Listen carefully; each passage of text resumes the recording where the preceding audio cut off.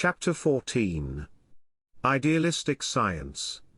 Before we adopt an existential philosophy or any portion of it, we may want to ascertain that it is technically feasible, and that it can yield the happiness it promises. Even if we limit an existential philosophy to us individually, we may engage in a process of verifying it for our own account. If we assert a broader application to other individuals, we may have to demonstrate its feasibility and effectiveness to them. To serve that purpose, philosophies may assert that their principles have scientific quality. They may openly claim that they were derived from empiric studies. In that instance, they will concede that their foundation is based on experiences from which their principles were derived. Alternatively, philosophies may shroud the empiric genesis of their principles and claim ideal inspiration without empiric construction. However, even then, they regularly contend that their principles can withstand scientific scrutiny to demonstrate their practical applicability. In as far as our needs are based on existential requirements for individual or collective survival and thriving, scientific proof should be possible. We should be able to establish fundamental rights as a matter of science. That should be most readily achievable regarding basic survival needs. Even the existential nature of collateral needs might be established by following the processes that depend on them and their importance for human survival and thriving. To the extent these processes can be isolated and reduced to physiological reactions, convincing scientific proof seems achievable. Yet, beyond basic survival needs, the task of scientific tracing and confirmation of our needs becomes exponentially more difficult. The often indirect and mentally involved ways in the pursuit of collateral needs, the complexity of interaction among perceptive, rational, emotional, and tangible factors and individuals in their pursuit, as well as the regular combination of collateral pursuits can render scientific proof arduous. Scientific tracing seems even more difficult regarding idiosyncratic aspects of any needs. The individualized qualities of happiness cast substantial additional doubt on whether scientific proof can be carried through because the sourcing of such needs seems to be concealed in our mind. At low levels of scientific development, problems in tracing needs threaten to impede even rudimentary existential philosophies if we insisted on scientific proof. We might therefore replace such proof for the time being with indications of trustworthiness and belief. Still, because this exposes us to error and manipulation, we may favor the development and application of scientific insights in all areas of existential philosophy. As we apply scientific methods to needs, we must be aware that such methods generally, and their application to our needs particularly, are fraught with hazards that threaten the purity of the process and its results. These hazards arise from the fact that the mechanisms of our needs innately overlay with the mechanisms of scientific research. Our needs present the principal premises from which our motivations and activities for their fulfillment emerge. Beyond that, they form the objectives of all our activities, the conclusions we try to meet by our pursuits. Each need encompasses both a state of deficiency as its beginning and a claim that fulfillment can be had. It poses a hypothesis. Defined by the span between pain and satisfaction and by its instinctive and related experiential content, each need also contains the organizing principle, and some information how we can move from deprivation to fulfillment. It provides criteria and direction for the identification and qualification of practical ingredients. These are measured according to whether and how well they serve the satisfaction of our needs. Interspaced between the definitional span of pain and pleasure, the function of means is to eliminate that differential. Our needs thus form or inform the hypothesis, premises, argument, and conclusion of our pursuits. In matters of happiness, the process leading to its occurrence cannot be constructed without the wish that spans between its beginning and end. Because all our activities, all our rational thoughts and our emotions focus on satisfying our needs, it is hard to preclude this same permeating focus from infecting scientific processes. In a scientific process, every hypothesis is already a conclusion. We or someone else has already derived a generalization, a principle, or at least a supposition regarding the workings of an observed object or event. A hypothesis usually has a record of constituents that trigger it, impressions that shape an idea. Even if an idea is new, there has to be some conceptual basis for it to arise that is sourced in experiences. Our incomplete knowledge causes us to speculate about what we may find. We form an opinion of what we will find before we have the results of a related scientific process. This is the hypothesis that guides our exploration process. In this process, we ask what conditions would have to prevail to generate our experience and how these conditions would have to contribute. We form a hypothesis because our lack of knowledge deprives us of a potential means for our pursuit of happiness. Immediately, we are deprived of knowing the workings of an observed object or event. In a greater context, we may desire to establish knowledge generally that will permit us to use what we have observed consistent with a utility that we may imagine based on our experiences. In either event, we have a wish to confirm a hypothesis of utility. Consequently, a scientific process can resemble the pursuit of a need. We begin with the desired result contrasted by a status of deprivation. We subsequently select or form the remainder of the process, the means of proof, to bridge our deficiency and meet the desired result. We work backward from what we are trying to achieve to securing the necessary premises. If science is an instrument we develop and use to implement and satisfy our needs, this type of approach would seem appropriate. Our purpose would be to make circumstances work for us or at least prevent them from working against us. Science fulfills that purpose if it can help us to find and arrange objects or events to deliver results we desire. This function of locating ways to satisfy our needs appears to be the reason we began to engage in scientific exploration and categorization. Much of our scientific research seems to be motivated by that interest. Our approaches toward finding happiness and toward science may therefore be largely indistinguishable because they represent essentially the same undertaking. Science seems to be a more focused manner of trying to develop an existential philosophy. It serves our wish to be happy in all our needs. It is then not surprising that we would undertake to prove a scientific hypothesis in the same manner we try to plan for the fulfillment of a wish. Since we begin and pursue our efforts with an ideal result we desire to reach, we may call the scientific methods that serve such a pursuit idealistic science. Because idealistic science is driven by fulfilling an objective of which we are currently deprived, it is not satisfied with what exists and can be shown to exist. Rather, it leaps ahead of what can be shown to a result it wishes could be proved. It tries to fill the discrepancy between what is and what we wish matters to be. This makes it the scientific embodiment of a wish issued by our needs. If we introduce a scientific process that includes such wish patterns to matters of building an ideal of happiness, we increase the likelihood that such a scientific process can serve our needs. We focus it on creating means that help us reach and maintain fulfillment of our needs. To the extent science is motivated by the wish to address concerns of our needs, we unavoidably infuse our needs into the scientific process. As useful as this infusion might seem to focus and motivate our research, it may also render the scientific technique less effective. The interest by our needs in its outcome may not stop at determining the subject matters of our inquiries. Defining its objectives may inexorably affect how we try to reach them.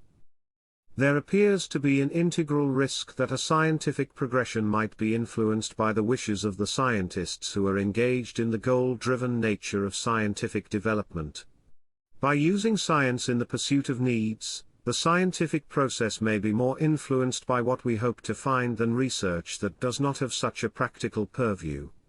To develop our practical scientific insights and technological capabilities efficiently, we may depend on a scientific process that infuses the desired outcome and concentrates on ways to accomplish it. Yet such a restricted focus threatens to prevent us from detecting, understanding, or properly assessing circumstances in their entirety. We may lose sight of or discount the importance of relevant aspects that detract from desired insights. If science is not open to detect circumstances as they are and rather concentrates on aspects that are conducive to the objectives it wishes to accomplish, it may be an incomplete or faulty, and thus less effective tool in understanding and using our environment to our benefit. A bias in favor of our hypothesis of utility could have the opposite effect of what we are trying to accomplish. To improve and maximize our happiness, we have to deliberate potential interferences and weigh the advantages and disadvantages of different pursuits impartially. On the other hand, broad, aimless investigations expose us to the risks of increased expenditures, unproductive inquiries, delay, and potentially damaging encounters. To resolve this dilemma in scientific methods, we must take a closer look at them. We may inquire whether the bias of idealistic science can be reformed in an effort to foreclose negative consequences. Idealistic science is prone to bias because it is based on prejudgment. Arguably, we could eliminate its bias if we could manage to disconnect science from the pursuit of needs. However, that may be incorrect. A prejudgment may not only be due to influences from particular needs or the general compulsion to find means that assist our needs. It also seems to necessarily exist in any technique of scientific exploration as a function of our rational processes. When we observe a phenomenon, our rational mind attempts to make sense of it in the context of our experiences. It attempts to detect similarities to known objects and events. It tries to supplement incomplete information about the new phenomenon with associated information from our memory. It takes reference to experiences in which the same or similar components participated. We tend to categorize new observations according to our knowledge base. Even if we cannot find exact matches, we can home in on similarities and dissimilarities that might allow us to understand new observations. The formation of this rational process may often be motivated and supported by our needs. But it also appears to have the nature of an automatic mechanism in our rational mind that we cannot seem to escape. The sorting procedures for new information inevitably touch upon related impressions. We are compelled to compare newly made observations to our fund of existing experiences. This unavoidably results in a determination of similarity or difference. We form a rational opinion, a hypothesis, about a phenomenon. We prejudge an associated result based on what we perceive to be correct before we know it to be correct. Our judgment endows us with an interest in confirming its truth. We become invested in proving our hypothesis. A bias is established by the mere formulation of a hypothesis because it is a statement that is believed to be true. Even if we cannot pass firm judgment on an observation by a comparison with our knowledge base, we form a similar bias if our comparison has returned a potential explanation. We tend to form an opinion about the probabilities of alternative explanations and to subscribe to an explanation that we consider to be the most probable, that we deem to have the most potential for truth. We then champion that explanation at least until circumstances dissuade us. Such a bias appears to be constructive in several respects. Its categorization of new events according to similarities helps us to construct our understanding of a new phenomenon. It gives us a starting point for research and experimentation. It may further provide essential guidance in situations in which we must react quickly. However, there are several disadvantages connected to such guidance.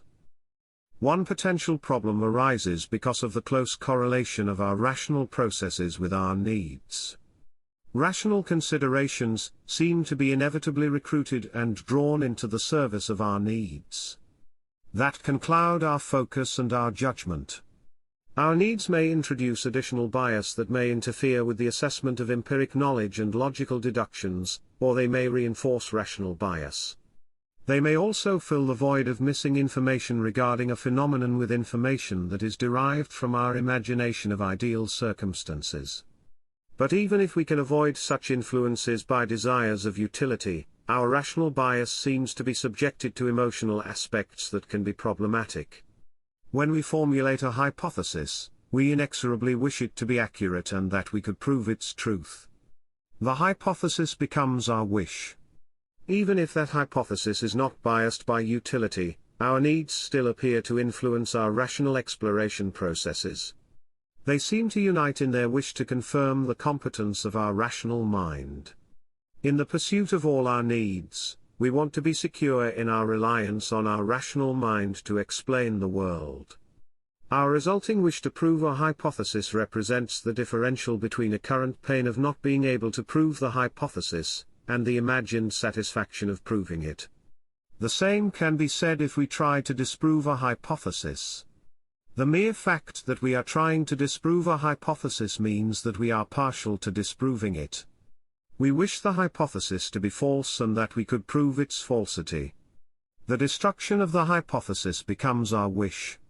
That wish represents the differential between the current pain of not being able to prove the falsity of a hypothesis and the satisfaction of disproving it.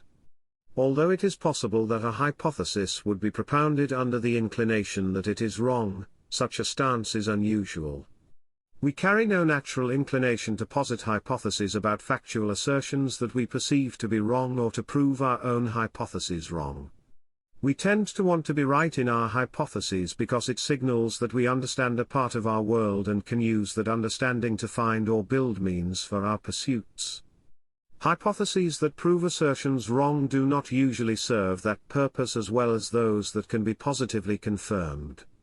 The relative worth of proving the factual assertions of a hypothesis as correct is higher than proving them wrong.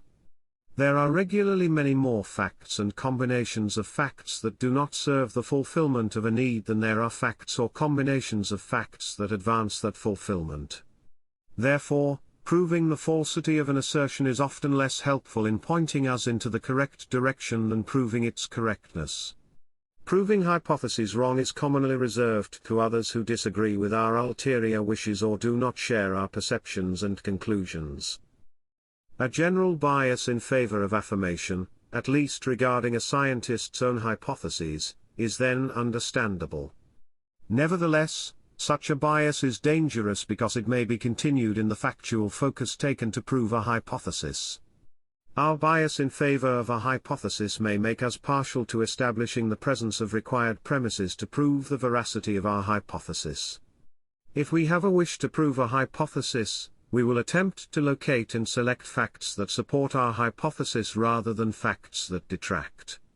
Our bias may continue even if we try to be mindful of circumstances that could disprove our hypothesis. We may be so focused on finding premises that help us establish the truth of a hypothesis that we may commit mistakes. We may convince ourselves that required premises are present when they are not. We may further mislead ourselves and others in presuming causal connections among components and claiming sequences that live up to a hypothesis when such connections have not been proved. Arguably, this bias is not of much import because there are merely two possible results. We either succeed in establishing all necessary premises and steps to prove a hypothesis or do not succeed. There should be no problem in ascertaining and distinguishing these two possibilities. Yet, besides appearing in obvious missteps, bias may also reveal itself in not immediately detectable ways. We may be able to construct a path of scientific deduction from ascertainable premises to the proof of a hypothesis.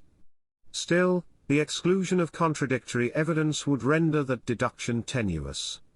We may underestimate, fail to explore or detect, disregard, marginalize, or dismiss circumstances that undermine our hypothesis.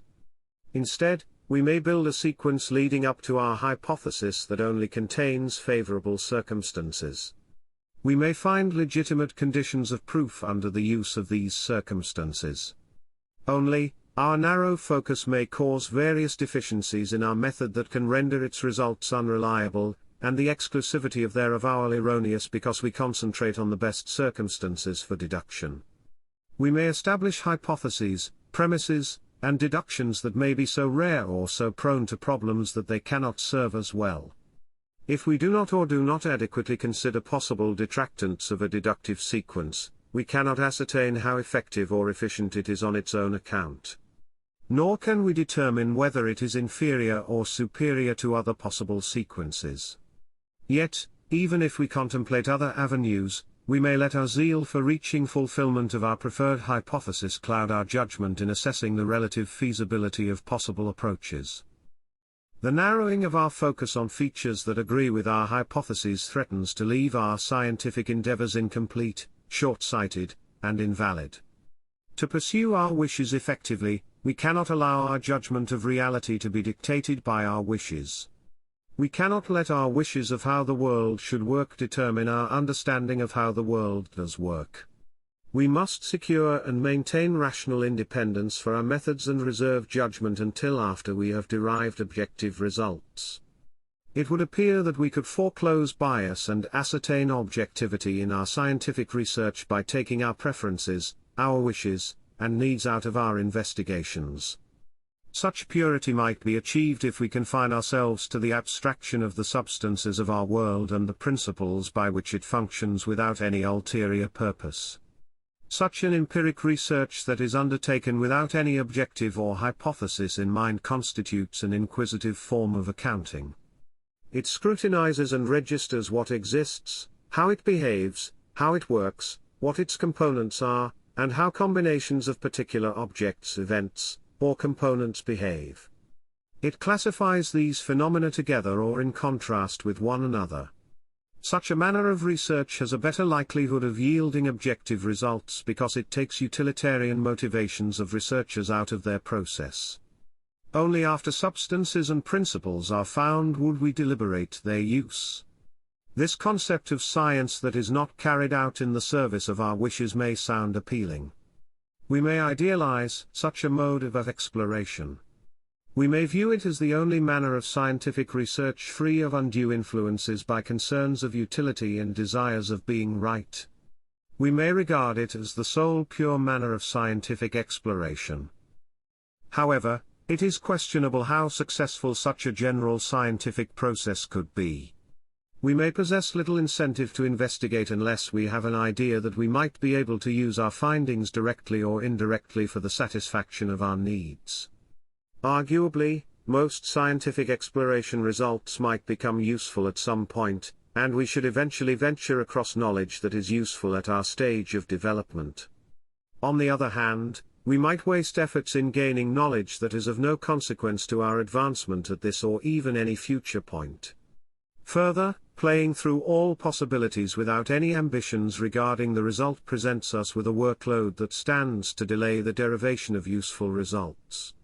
Non-targeted research may slow our ability to improve our conditions.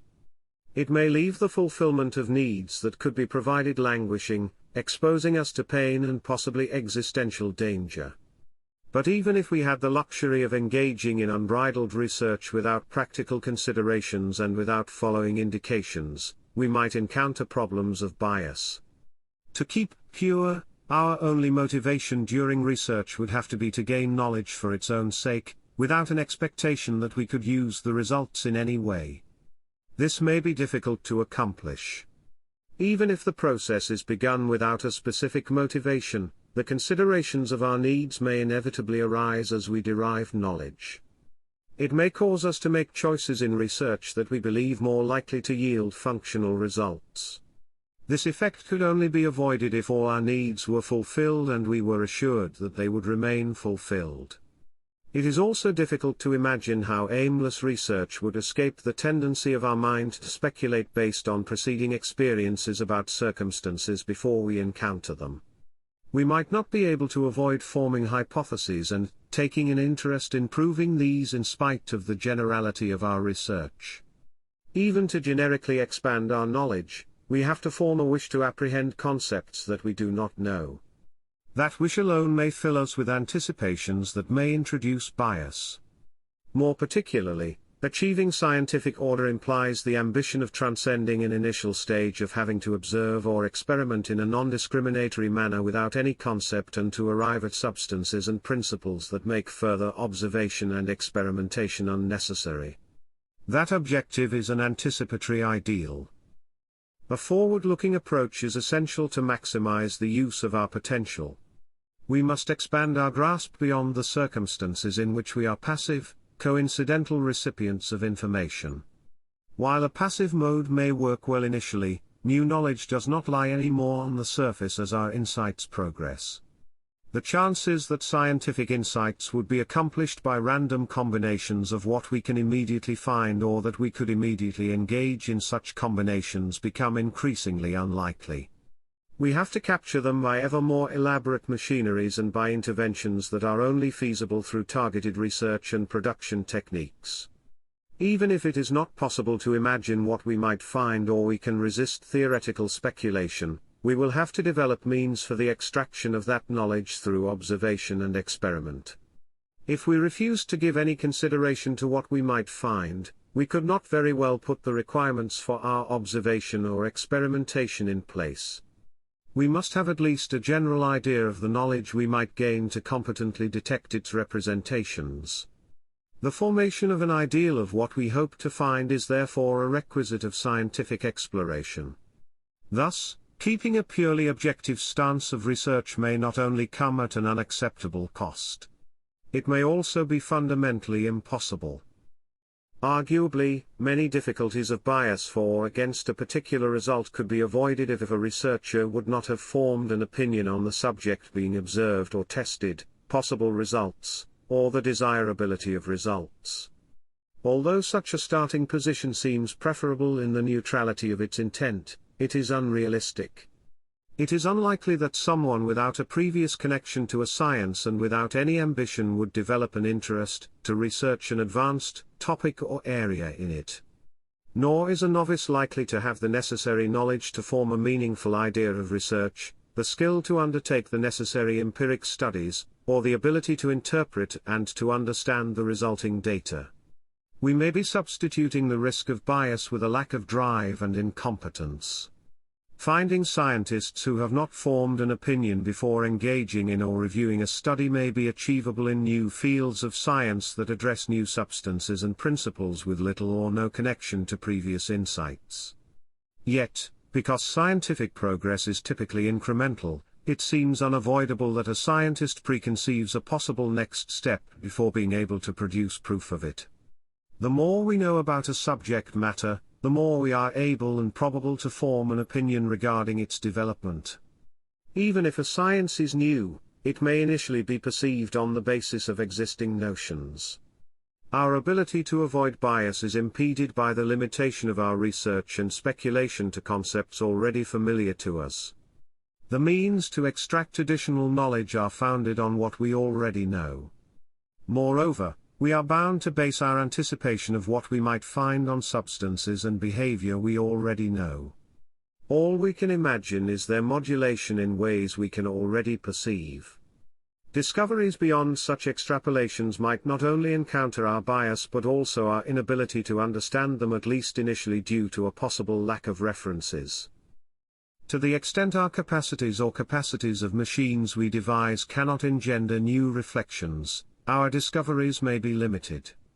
We may meet boundaries of general impossibility. But our bias threatens to curtail and block scientific development long before we encounter such boundaries. In matters of science, what is considered as known is expressed as a doctrine by arrangement of accepted authorities on the matter. Those who originated or support a doctrine frequently have a personal stake in maintaining it because their status or other benefits may depend on its continued acceptance. If they cannot benefit more from a scientific development than the current state of knowledge or capability, they will be worried about the effects of new insights. This engenders bias against developments that question or disprove established science. Even if scientists and their beneficiaries should be open to progress, they might wish to conduct or allow changes only in ways that do not negatively affect their interests. Restrictions on the development of science may be particularly possible if exploration is controlled by individuals or groups vested in the current state of science. The institutionalization of science provides proficient instruments for such a control. This might impose a momentous obstacle on scientific progress. Nevertheless, even the shrewdest influences and restrictions may not be able to forestall it. Established interests may be unable to refute the objective proof of scientific insights. Nor may they be able to suppress their application, particularly if developments significantly advance the fulfillment of needs. They may only be able to defer or to guide it. Such powers may be crucial if they are undertaken for legitimate reasons. Making utility the focal point of research might prompt bias in favor of scientific proceedings that indicate utility and against indications to the contrary. It seems vital to provide incentives for scientists to create better insights by rewarding them. But it also appears prudent to have their predisposed focus supplemented by skeptical review of their results by scientists who would profit from disproof. This might assist in determining the correctness of a scientific result, and in weighing its application ramifications. Both advancing and restraining interests fill necessary functions in achieving deliberate progress. Our best hope to avoid scientific bias may be the free communication and consideration of insights and arguments to reveal and address bias. It would then appear that prejudgment, and the resulting risk of skewed objectivity afflict all of science to some degree. The purposeful manner of empiric science turns it inescapably into idealistic science. In addition, in the pursuit of our needs, idealistic motivation for scientific advancement may not only be unavoidable. An ideal seems necessary to make empiric science relevant to our existence, to give us sufficient motivation to engage in empiric exploration. Without an ideal, we would stagnate. Without the direction of our wishes, we could not concentrate our scientific research on what we need. The solution for the problem of potential bias of such orientations lies in the fact that idealistic science is in its core empiric. Its ideas, as fantastical and unrealistic as they may be, are formed from combinations of experienced aspects and have to prove themselves in empiric application. Idealistic bias may not necessarily overwhelm the empiric aspects of science if a biased attitude is confronted with an opposing stance that reveals the weaknesses in its claims. Our self-interest in succeeding motivates us to seek empiric testing and confirmation of our ideas before we apply them in our pursuits. Falsifying distortions can be identified and corrected through techniques of critical review that emerge from the nature of empiric science. The techniques and results of empiric inquiry are disposed to examination because they consist of factual phenomena that can be measured, recorded, and rationally traced. That potential for transparency of an empiric process can serve to establish the reliability of observations through data derived in the process. If objects and events, components, methods, participating constants and variables, as well as the resulting functionalities are all recorded, scientific claims can be examined. Where scientific experimentation, observation, or deduction is performed in ways that favor conclusions or premises over others, such bias will find expression. It will be reflected in the selection of test or observation subjects, settings, and processes, in the data collection or its assembly, or the interpretations and conclusions drawn from the resulting data.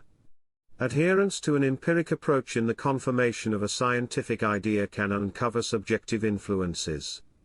The timing, detail, and formalities of the record accompanying the work are thus vital for giving research credibility. If there exist deficiencies in the record, the process itself is deficient because it did not establish itself as derived from observed circumstances. Its empiric basis and its conclusions may therefore be deemed unreliable. Once research data is recorded, it is difficult to create interpretations that contradict or skew the content or its meaning without such deviations being detectable. The recorded facts form the premises for any interpretive argument. If these premises are disclosed, subjective interpretation is restricted by them. Subjective influence is further constrained if we lay open the logical steps of our interpretation. Although it is possible to falsify data, verification processes can reveal its truthfulness. A record that complies with accepted standards of obtaining, measuring, and describing observations and that discloses the devices and conditions of research exposes the perceived occurrences and their characterizations to causal investigation. It enables an independent establishment of the accuracy of observations through a re-observation of the underlying occurrences or a study of similar occurrences.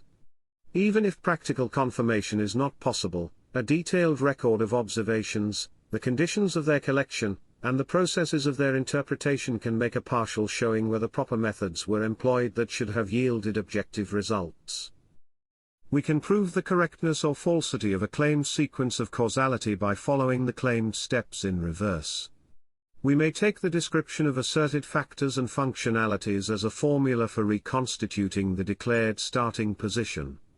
If we review a process of synthesis, we should be able to trace the process back to its ingredients. We should be able to dismember the result or a similar result into its claimed constituents. If we review an analytical process, the reversal should enable us to synthesize the observed composite object or event. We should be able to reconstruct the investigated or a similar object, event, or array of components from the provided descriptions.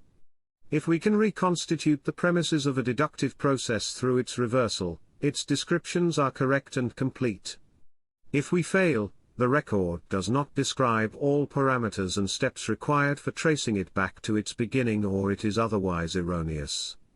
This indicates that the analyzed object or event or synthesized components are not completely understood because they are not fully governable. Underdeveloped insight, technology, or availability of means may not allow proof by reversal. If empiric processes are only provable by one directional repetition rather than a reversal, we may settle for such an incomplete proof as satisfactory to establish the correctness of a scientific deduction. However, only if both directions of proof succeed can a scientific deduction be deemed established beyond any doubt of completeness. Complete proof requires a complete cycle of analysis and synthesis or its reverse. Controlled settings reduce the risk that unobserved causes participate in engendering the described results, but they cannot exclude such causes unless we are aware of the existence of such causes. As long as we cannot be certain that we are aware of all circumstances that might influence the outcome of an analytical or a synthetical sequence we are trying to prove, we cannot be certain that our deductions are correct. Unidirectional proof carries a higher possibility that such undetected grounds could be existent. A repetition of sequences does not remove that risk because they might be subject to the same unobserved causes as the original.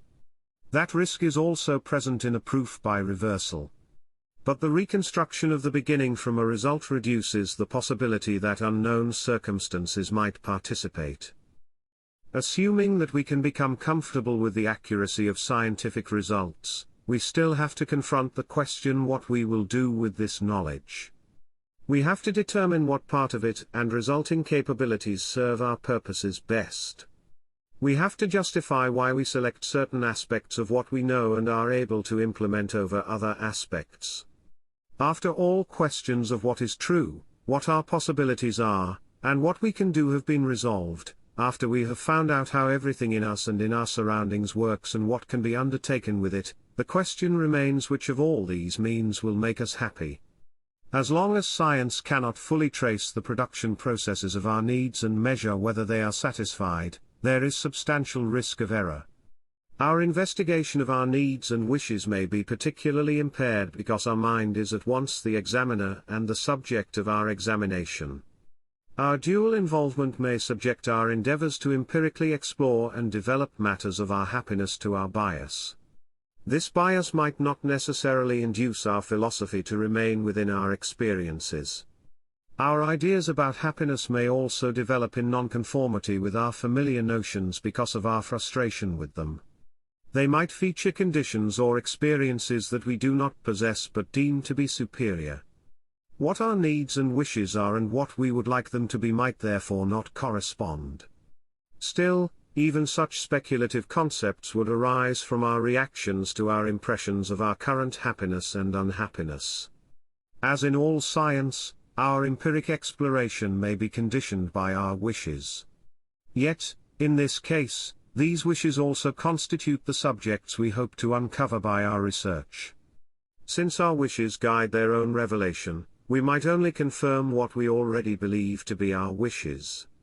The circularity of our research may not allow us to find mistakes or shortcomings in our wishes and underlying needs. The negative consequences of this circularity might be confined if we examine our own happiness. However, The particularities of our needs and our experiences in trying to meet their demands are bound to inform our views on happiness generally, and the happiness of others. Our scientific claim becomes problematic if we attempt to devise an existential philosophy for other individuals from more than human commonalities. But even if we try to avoid idiosyncrasies, our particular genetic and environmental traits and experiences in pursuing happiness with these settings form inescapable references. They influence our determination which concepts of happiness we view to be worthwhile possibilities or certainties and which concepts we doubt or reject. In examining happiness in general or the happiness of others, we may never be able to separate ourselves entirely from our pre-existing notions. Although we might try to apply an objective process of fact-finding and deduction, it may be difficult to accept forms of happiness that we cannot experience as genuine or valid. We may be arrested to interpret what individuals wish and should wish to be happy from the viewpoint of what we know or wish regarding our happiness. Even if we purport to engage in reasoned procedures, we may judge circumstances as right or wrong, worse or better, efficient or inefficient based on our own notions of happiness. As a consequence, our premises, hypotheses, and arguments may be biased even if we could discover our own principles of happiness. This is likely to lead to repercussions for others who seek guidance in our explorations. As humans studying an aspect of human nature, we have difficulties excluding ourselves from our observations even if we include other individuals or entirely dedicate our efforts to them. We may also look for confirmation and a development of our own idea of happiness in a scientific process because we remain personally interested in the results. We may even seek to influence scientific exploration of happiness to serve our ideas of happiness. Our intentional and inadvertent bias and its concealment tend to be supported by a widespread lack of scientific proof in the research of happiness. Hence, scientific research into matters of happiness remains subject to a significant risk of error and manipulation. However, bias in scientific procedures may not be our principal problem at this juncture of our research. We face an additional type of bias that reigns because we have not sufficiently advanced to a scientific treatment of happiness. To the extent there are no scientific procedures regarding matters of happiness, we may be wholly exposed to the unbridled bias engendered by our needs. Because we lack a scientific concept of our needs, we lack a counterforce to that bias. This insight compels us to a sobering conclusion concerning our quest to improve our happiness. Future generations might manage to escape the circularity of their needs or intentional falsification of research. Even if their needs might not incentivize such an undertaking to overcome their own bias, someone might explore and apply scientific means to countermand oppressive philosophies imposed by others. Further, the course of independent technological advancement may disclose scientific tools that enable independent scientific insight. But we may still find ourselves considerably removed from exact scientific knowledge of our needs, particularly our idiosyncratic needs. We therefore face a situation where we must either abandon our undertaking to improve our happiness in a systematic fashion or find an alternative method to overcome the deficiency in our scientific capabilities. The next chapter probes how we might find the inspiration to devise such a method.